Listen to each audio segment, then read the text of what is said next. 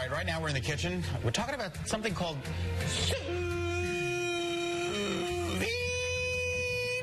Sous vide. Sous vide. It's not something we use in our daily vocabulary, but for Laura Grimmer, it's okay. It's another story for her. Absolutely. She's here to tell us what that kind of cooking is, why it's trending, and she's going to take away some of the mystery for us. What sous vide? So sous vide is a French term that basically means you're cooking it under a vacuum. Like an Electrolux? In a vacuum. No, not like an Electrolux. Okay, just want to make sure. So, no, it's very popular. You know, a lot of times you go to a restaurant and you have these amazingly tender cuts of beef or even chicken and fish, and you think, how do they do that? Right. A lot of time what they're doing is using sous vide, and it's S-O-U-S-V-I-D-E. And this is something, you're the owner of the Perfect Pear, yes. So you're going to tell us how to do it perfectly, but we can learn that. You guys are a resource for us right here in our community. Thank you. That's right. Now, the other thing that I want to really show is I've been seeing a lot of these, the sous vide machines listed as, you know, great gift ideas and everything else. Really? What it is it's like an immersion piece that you put on a pot. You don't even have to put it on a burner.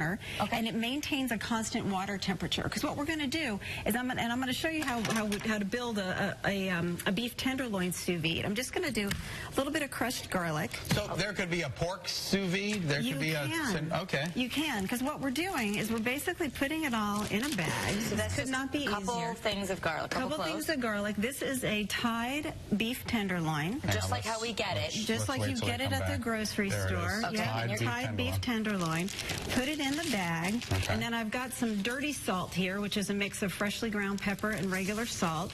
Okay. And I'm just going to turn this around and season it. I'm not even getting my board dirty, which makes it so easy. So many of us do tenderloins for the holidays, and you're always worried, okay, because it's such an expensive cut of meat, and you're impressing people, so you hope it comes out well. This is, you said, foolproof. It is foolproof because, again, you don't want to have to do it at the last minute, What'd and you then just you're worried. I just added a little bit of olive oil into the bag. Okay. You could put herbs in. If you wanted to do a teriyaki version, you could put soy sauce and ginger, anything like that. Awesome. Right? Okay. So now you notice I pressed as much of the air as I could out of the bag. Right. So now I've created This pretty much a watertight and an airtight seal in here. You don't need a special vacuum bag or anything, just a Ziploc. Ziploc bag, freezer bag. And now what I'm doing is I have water here, and this is 140-degree water, so I can even touch it. It's not too bad.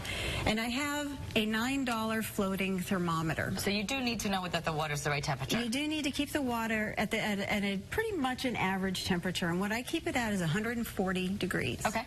So this is an easy way to do it. Again, you can get the immersion sous vide machines. Great stocking stuffer, floating thermometer. Yep, the immersion machines start at $100, and the whole kits go up to $300 and even $500. This is $9, so this is a great way to do this at home. Okay. The water's at 140 degrees. I'm just going to put the bag in, and guess what? I'm going to leave it like that for an hour and 45 minutes. Just exactly an hour and 45 minutes. Like you just time it, and that's how. And yep. Now, what if you? Does that for how many pounds, or does it matter how many pounds? Doesn't really matter as long as everything is submerged in at least over an inch of water in here, and you maintain the temperature at about 140 degrees for an hour and 45 minutes. To maintain it, what temperature is that on the stove? Is that a low? Is it a medium? It's definitely going to be a low. I tend to put my heat.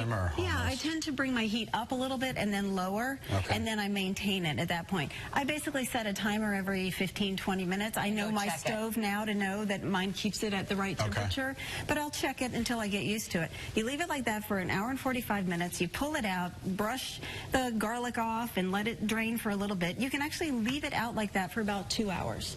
If you want to keep it longer, you can then, after 2 hours, when it's cooled down, wrap it really tightly, put it in the refrigerator, and then when it comes out cold, you can actually get a beautiful sliced roast beef, and it's perfectly rare roast beef. This is the color it comes out when it's done. The whole tenderloin at that point will be about 145 degrees. So that's the only cooking that you're going to do is in that bag, or you put it in this And then skillet? I like to finish it because you want to bring it back up to heat and bring it up to temperature. So let's say your guests are coming later, but you just don't want to deal with it. Could you even get it to this point a day ahead and then just brown it for the guests? Right. You can bring it out of the refrigerator about a half an hour in advance to let it start coming up to room temp, and then you brown it. I do it I've got a cast iron skillet here because I like the browning. You could do it in a hot oven, about 5 minutes each side, and keep rolling it so you get like a beautiful brown on the whole thing.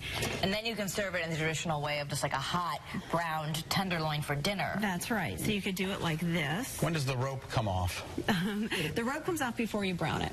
Oh, okay. Yep. So take it out. That's a good question. string, but yes, you can take that off before. So then what you have is a really beautiful, and actually I'm going to use, I've got a great slicing knife here to get beautiful. That is nice. What kind of slicing? Do you have that at the Perfect Pair? I do. This is an Opinel slicing knife, but you get a really beautiful medium rare, and you can just see how unbelievably tender it is. Now, another thing, if you wanted to do, you're going to get in there, is you can also slice it before you brown it if you want, say, grill marks. Oh, very clever. Right? Okay. And so you could slice it into your steaks like this and then brown these to get them in there. But you can really see you've got a wonderful color, and it's the same throughout. The whole thing is just beautifully cooked. There's no hot spot. There's no incredibly warm end or anything like that. It's delicious. Incredibly melts in your tender. mouth. Yeah, really wonderful. You said this is often what restaurants are doing when we say, I can't figure out how they got this so moist. That's they're exactly doing this. how they're doing it. So you can do it with other cuts of beef. You could do it with pork. The trick with pork is just making sure, so when it comes out of that water bath, it's going to be about 145 degrees. Wow. So if you want a better, well-done piece or something like that, then you just finish it longer on your stovetop or in the really hot oven. This stays the same. This is where you changed everything Exactly. else. Okay. Yeah. All right.